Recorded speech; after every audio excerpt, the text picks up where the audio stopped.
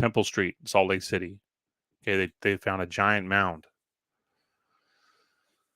Big bones, fireplaces unearthed in Utah. Workmen are engaged in leveling a large mound on the block line between North and South Temple Streets. So this is like 3 blocks from the temple, okay? And the temple, this is 20 years removed, so-called removed from the temple being constructed. Now, I've described how the foundations of the temple go 60 feet below ground. 60 feet. Okay, just remember that. And supposedly, they're building at ground level. Well, the temple goes 60 feet down. And then this mound that's only a few blocks away, they're leveling it to continue construction. They're building a railroad depot. For the purposes of preparing the ground for the erection of a depot, warehouses for the Utah Railroad, like I said, yeah. In their labors, they exhumed many relics, which are interesting to archaeologists. Officer B.Y. Hampton brought a gunny sack full of boxes, fragments of pottery, flint arrowheads, pieces of sulfur, and species of bricks to our office this morning, which had just been dug up by the men engaged in leveling the ground.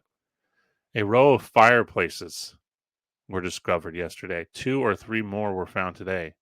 And the bones which he brought were those of a skeleton, which was found in a sitting posture, with its chin resting on its breast. Now, in my California episode and in my Arizona episode, they find similar things.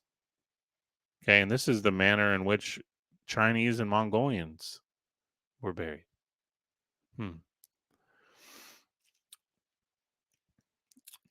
Near one of the fireplaces, the mound, which was a very large one for this country, seems to have been formed by the remains of the dead. Scarcely a shovel can be moved without disturbing bones. How long a period has elapsed since they were buried is hard to determine, but we should judge that many generations have passed away since this formation of the mound. All the small bones have disappeared, and no vestige of hair has been discovered thus far. We do not know whether the general average of the bones or the size of this skeleton shown by Officer Hampton, but we have heard of several bones being found at previous times in the digging of the soil from this mound, which bore every evidence of belonging to men of larger stature than the present Utah Indians. The skeleton we saw was that of a large man. Officer Hampton measured 6 feet 2.5 inches. Now, again, we're not dealing with 9-foot giants, but 6'2". You remember in my Arizona articles, the average, some of these quote, Chinese Mongolian burials, these people were like 5'4", okay, and smaller even. So, and when we eventually get to New Mexico on this series, we're going to get into Emperor Tigrinus, the red-headed king, who was the leader of a group of what they called pygmies, people that were about 4 feet, and he was 6'6". He was red-headed giant, and he was made king because he killed the beasts. And the things that were alive when this man was king will blow your mind. Saber-tooth, giant, just like things that are supposed to be millions of years old are not millions of years old, and they're finding them all over New Mexico, Utah, Arizona. Remember, lions were found in caves in Arizona. I didn't have time to work this into the Arizona. Maybe I'll go back and repost it.